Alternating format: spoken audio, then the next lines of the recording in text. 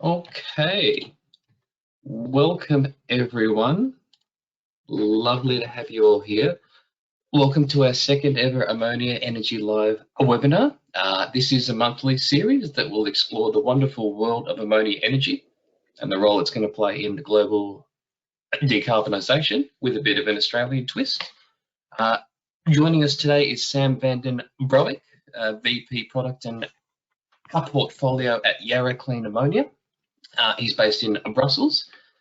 Sam's going to be interviewed by Jacinta Bakker, a research fellow at the MacFarlane Group at Monash University, and Allison Gwilt, Senior Project Engineer in the Future Fuels Division at Origin Energy.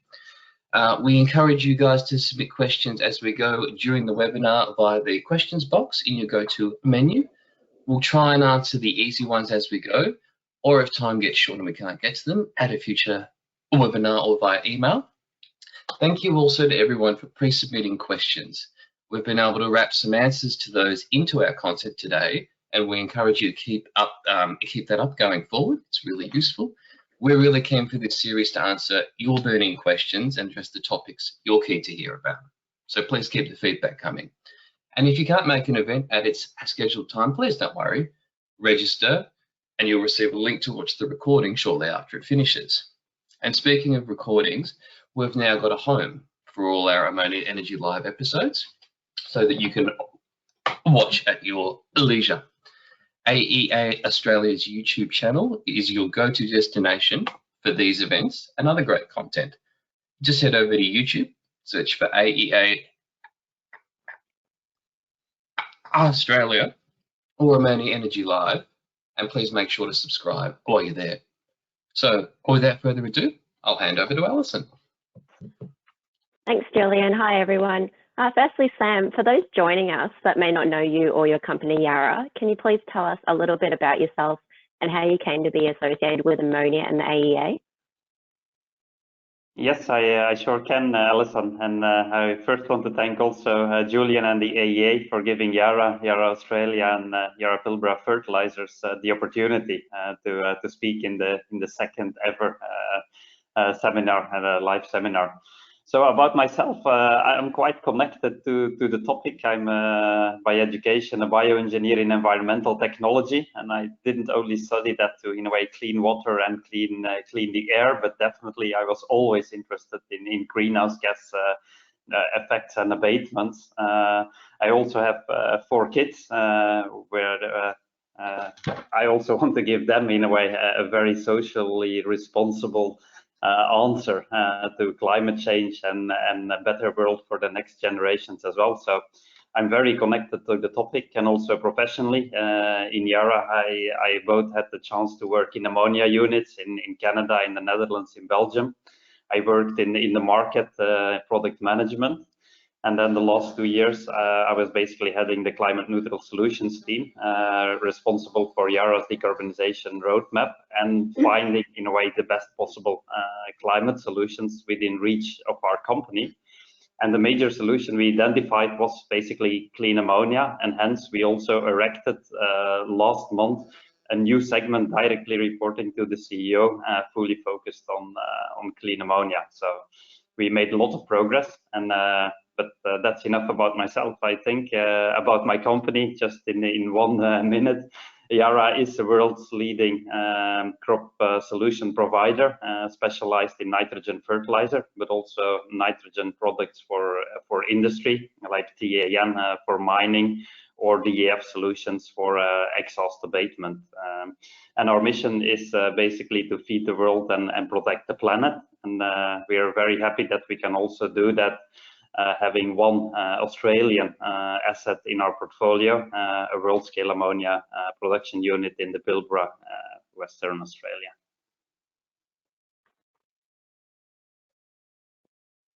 Hi, Sam. In your press releases, you explain clean ammonia is not only essential for decarbonising the food industry, but can be a gateway to the hydrogen economy. Can you explain that a bit further, please?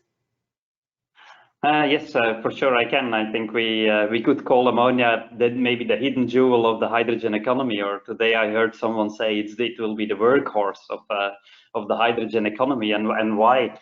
Basically, ammonia has a higher energy density or volumetric energy density, for example, than hydrogen. Or in other words, in a bucket of ammonia, there is more hydrogen than in a bucket of hydrogen in itself. Another advantage is that it also transports at -33, which is a much higher temperature and hence much more efficient than the -253 for hydrogen. And another nice feature is that it doesn't contain any carbon molecule inside, unlike, for example, e-methanol, and that it can be fully produced based on renewable power. So it can also be made available at very large scales, basically, unlike biofuels, which definitely have their merits, but ammonia could be produced in very large scales as well. Great, Sam. So you explained why clean ammonia is arguably the best zero carbon shipping fuel, but would you mind mentioning some of the potential drawbacks, please? Yeah, as I said, indeed, it has some benefits over hydrogen, like also lower flammability, but definitely we can't get around that ammonia is a toxic compound. So that means that it needs to be handled with care, and that the necessary safety precautions needs to be taken. That in itself is in principle definitely not impossible, right? Because the ammonia industry is there for well over 100 years, both producing, storing, and also transporting ammonia by rail, by barge, by ship, by truck, all across the world, basically. So there is a lot of expertise in how to handle ammonia safely, but that's definitely something which needs to be taken care of. What we see as well is that, like for shipping, the engines still need some development, or at least fine-tuning and development. The engine manufacturers claim to have engines ready by 2024. When you burn ammonia, obviously, you could have exhaust of nitrogen oxides, NOx, or even laughing gas. But again, nothing that cannot be handled by, for example, abatement catalysts, which already exists and are commercially on the market today. But again, something to bear in mind when we talk about ammonia. So, but to in a way mitigate all this, Yara is also extremely active in getting pilots for ammonia shipping fuel on the water, basically. A project with Wärtsilä in Norway, and a project with the Singapore Port Authority, with Samsung Heavy Engineering, MAN, Lloyd's Register, for ammonia propulsion tankers as well in Singapore. So we really want to also work on these elements. Well understood. Sam, do you think that Yara is well placed to expand its horizons from fertiliser into the ammonia energy and shipping fuel space? Yes, we definitely think so, and we are absolutely ready to do that as well. And why in a way Yara? Because we are one of the leading producers of ammonia today, so a vast knowledge in production and handling. But we're also the world's largest ammonia trader and shipper, basically. Roughly 25% of all the ammonia transported by deep sea across the world is basically passing through the hands of Yara. So we have also a vast knowledge, but not only the knowledge, also the infrastructure available to kick this market off, right? We don't need to wait for infrastructure like for hydrogen to ship it around the world. We sit on many terminals, very often very close to the world's biggest bunkering hubs like Singapore, Rotterdam, and Houston. So we think that the time is now, and that's why also our management decided to erect this Yara Clean Ammonia unit, which really has the end-to-end view from developing clean ammonia projects all the way to basically shipping them to the end consumer, which can be in shipping, in power in Japan, but also in traditional usages as fertilizer and industrial chemicals, obviously. So Sam, you've touched on a green ammonia project. Would you mind telling us a little more around this?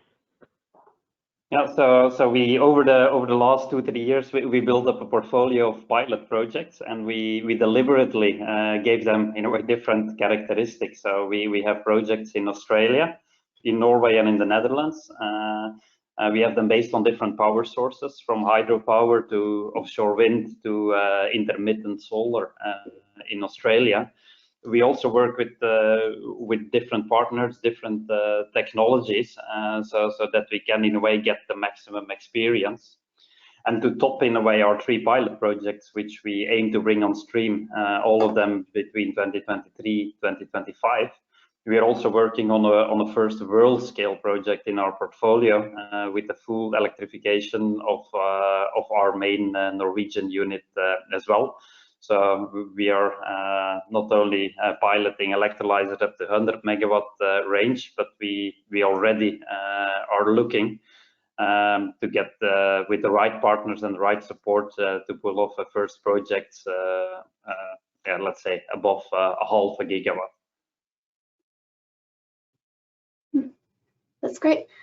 Speaking a little bit more locally in Australia, Yara, together with ENGIE, is developing a project at its ammonia facility in the Pilbara, Western Australia. What's so unique about this project? Yeah, I think there is many unique things actually.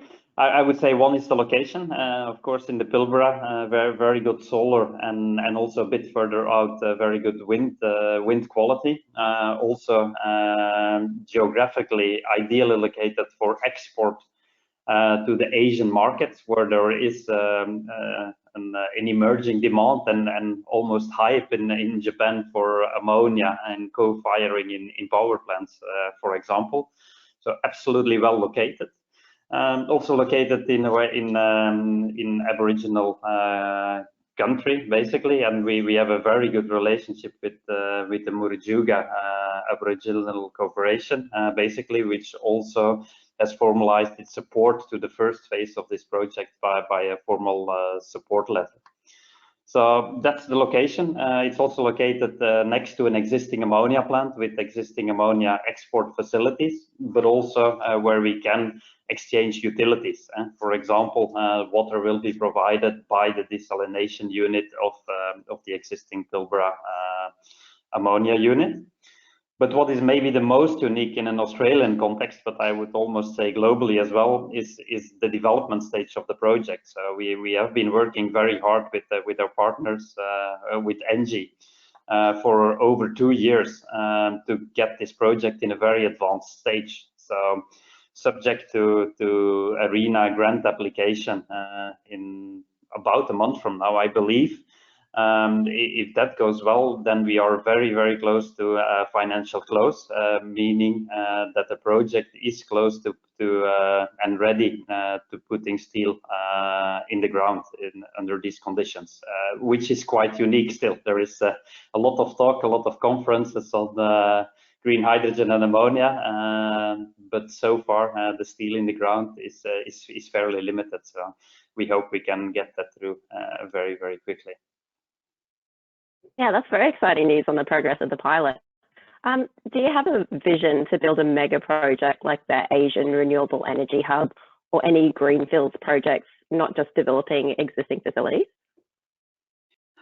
Yes, we do have, but we have some thinking around timing, and because the beauty of hydrogen, and that's always mentioned, is that it is modular, which it is, right? So hydrogen you can gradually build out.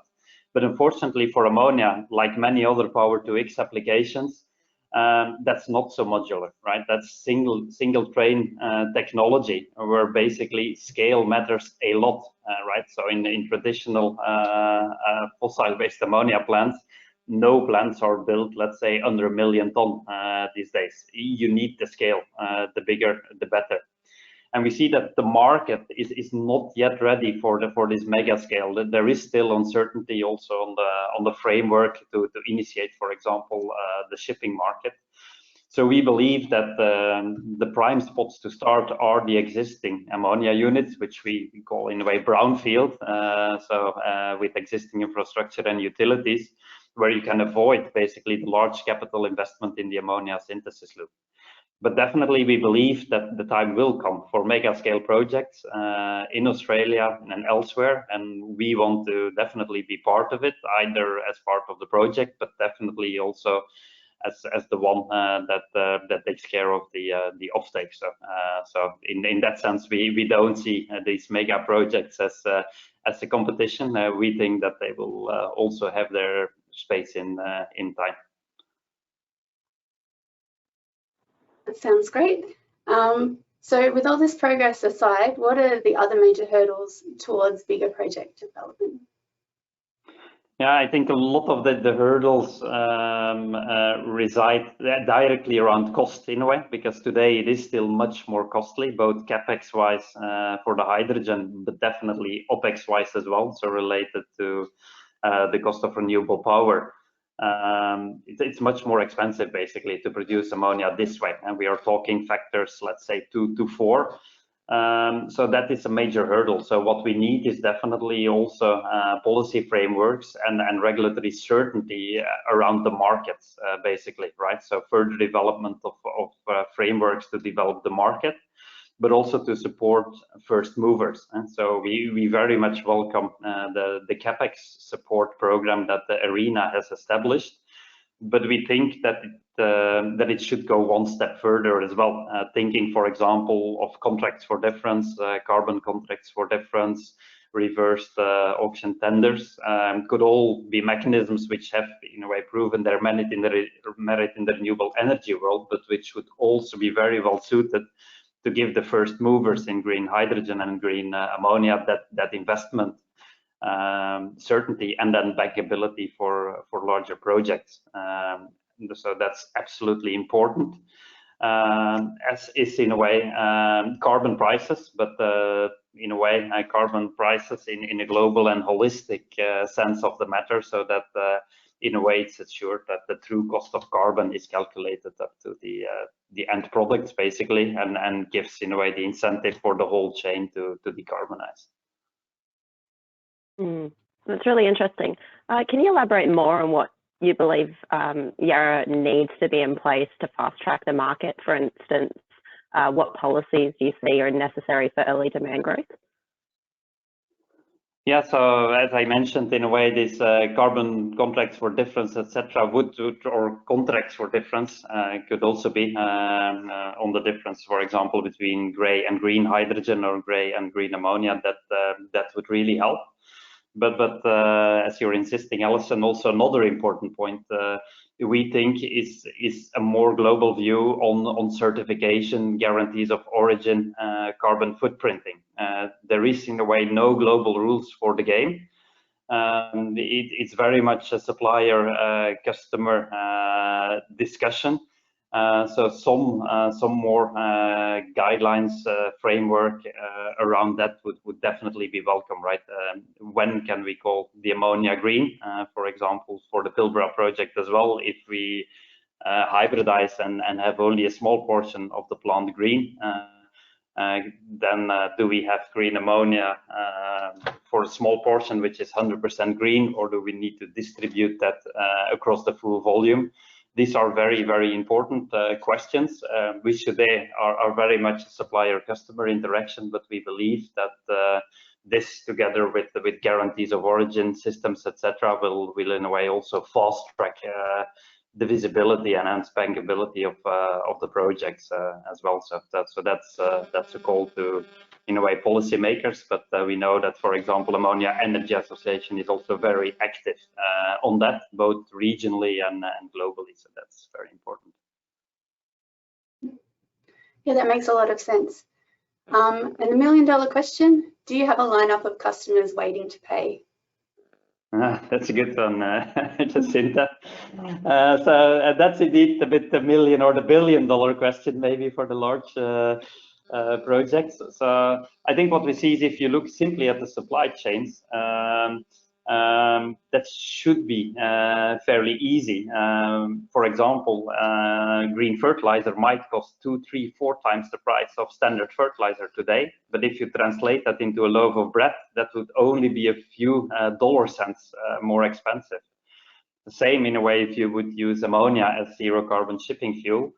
A pair of Nike shoes or Levi's jeans shipped from one part of the world to the other would only increase, and I heard that today in another conference, only 6 or 7 dollar cents in price if green ammonia is used as the shipping fuel.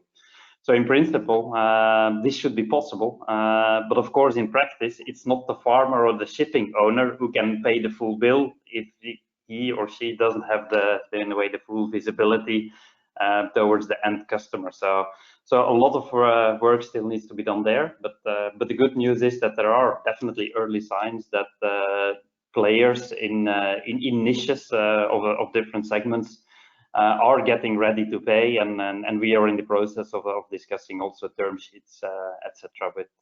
with them. So not a massification market yet, but definitely promising early signs. Awesome. Sam, final questions from me, and thanks for letting Jacinta and I interrogate you today. How can the AEA contribute to the development of the ammonia energy? How can the AEA contribute to the development of the ammonia energy industry, particularly here in Australia? Yeah, I think they should definitely continue what they're already good at doing, which is bringing different actors in the different value chains together, getting a very constructive dialogue with policymakers, with everyone in the chain on how we can really accelerate this the super exciting opportunity for green ammonia to really make a dent and fast track the energy transition. As I said, they have core working groups on certification as well. So many good initiatives, and with many more members, I think the association will even be able to do more and to make sure that in a way that the support mechanisms under design are also the right ones, right? The right ones that bring both society, industry, all together forward.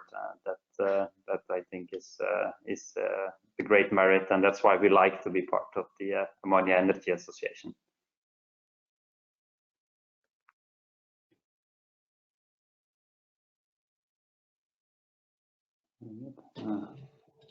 Excellent. Thank you very much. That was a really interesting interview. We've got plenty of time for questions, so we might work through some of the audience questions we've got live. Sam, if that's all right. Perfect. We'll start at the top. Yeah, we'll start at the top from Keith McGee. Can you define clean ammonia, and as well as that, what's Yara's view on blue ammonia and blue hydrogen? So related questions. Yeah. No, that's a good question, and in a way a good catch, because it's in a way not a coincidence that we have called it Yara Clean Ammonia and not Yara Green Ammonia. So in Yara, we definitely believe that the green ammonia will be the long-term winner. So we do believe in the cost reductions of both the hydrogen technology, but even more important, the further reductions on renewable power. So we also believe that will be the long-term winner.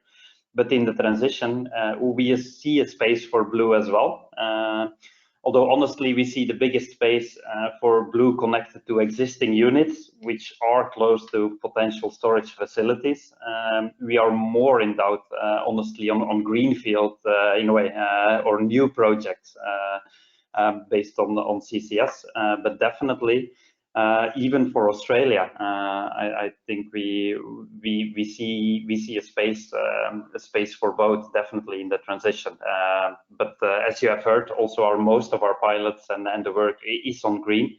But we also want to, in a way, or we see also a customer demand for blue, right? Some customers are very focused on green for very good reasons, but we see also in certain segments are more open for blue, with as main goal then to fast track the transition, right? To get the action moving. So. Lovely. Question from Mei Ling Jin here, and she they're asking whether Yara is considering clean equipment for its plant. So, in a sense, the idea of the Pilbara project is to reduce greenhouse gases. What about the supply chain behind it and the equipment, and all the construction considerations? What effort are you putting into those to reduce their impact? Yeah, and that's actually a very again a very good and a very sharp question. We are of course most focused on the energy use and reducing in a way the CO2 year after year after year, basically by putting in green hydrogen. So even the small pilot project will reduce more than 7,000 tons of CO2 annually, I believe. But it will, of course, be important going forward in the future as well to have attention for the supply chain. I think that is, in a way, for the whole hydrogen industry and for the suppliers today. We see that they're already cautious on that. Many of the manufacturing plants for electrolyzers will also be solar or renewable powered. But I have to admit that we haven't gone as far as fully quantifying basically the full footprint of that part. Excellent. Question from Stuart Allison. Do you think the manufacturing of ammonia via electrolysis is about scale or distribution? Yeah, all elements are important, but definitely scale is important in ammonia. But that would be the same for methanol or for other commodities. Scale will matter, right? The scale will matter to get the costs down for all very large scale applications. For very local mobility applications, things could be different, but definitely for shipping, scale will matter. And then as ammonia infrastructure, in a way, is known technology. That's not a worry as such, but of course the build out of that infrastructure will need to follow, and the existing infrastructure will carry us the first few million tons of ammonia, but it will not carry us all the way. So basically that will investment wise need to follow as well. Yeah, absolutely. Question here from Scott Ryle. In looking at your global operations, what countries do you believe are the best at encouraging supply and demand for hydrogen, and I'll say clean hydrogen? And there was also a related pre-submitted question from Penelope Howarth at DFAT, our Department of Foreign Affairs and Trade, in that what can governments do to try and encourage this supply and demand? Yes, yeah, maybe to answer the first one, we of course see that the EU wants to take a very proactive role, also having 6 gigawatts of hydrogen ambition by 2024, which, by the way, we do believe again that then you will need to apply to industries where the infrastructure is already there. Otherwise, you stand no chance of being ready by 2024 if you still need to fully build out the downstream infrastructure. But we see that the EU is in a way setting a pace, but Australia, also in the US, I think there are very encouraging signs. Also in India, there is a lot of noise around green hydrogen and green ammonia. So we see that there is a lot of thinking on the support mechanisms. And to the question, how can we support? I think also during the talk I touched upon, it is probably not one simple recipe, right? We need the right mix of contract for difference, feed-in tariff type of first mover support measures. But then also the more the visibility on the market can be created. And for example, a very important role for the International Maritime Organization to regulate and put in place on how they want to reach their climate targets by 2030 and by 2050, and put that in regulation. These demand side measures, which could also take the form maybe of blending quota, for example, in shipping. This all will help a more clear business case, and a more clear business case will mean that things will move and things can be financed more cheaply and efficiently in the end as well, right? So also on the finance side, the green taxonomy, where Europe is taking a pioneering role, could be a very important tool as part of the full mix. Lovely. That's fantastic. Thank you very much for answering some audience questions as well. We're at time, so I think I'll call it there on our second episode of Ammonia Energy Live. Thank you all very much for interviewing. It's been an absolute pleasure to work with you guys. It's been really, really smooth and prepared. So thank you very much to our three presenters here today. Really appreciate all that. Thank you. Okay. And I will close out with coming up next month for our April episode, we've got Hazer Group. Hazer are a relatively new player on the Australian scene, and they use methane pyrolysis for producing low carbon hydrogen. Hazer's CEO Jeff Ward is going to give us some insights into recent announcements from the group, their future plans, and how ammonia fits into an emerging hydrogen economy in Western Australia. So mark it in your diaries, Thursday, April 29th. Everyone who registered for this event will get a link for signing up for our April episode in their inbox after this event, and we'll promote it through our usual channels. We hope you can attend. Feel free to email me any questions or suggestions you have about ammonia energy, and we'll tailor our upcoming webinars accordingly. We've got some great ideas coming through for inclusion in later episodes. Thank you very much to our panelists. Thank you to everyone who came live, and we'll see you next time. So thank you very much, guys.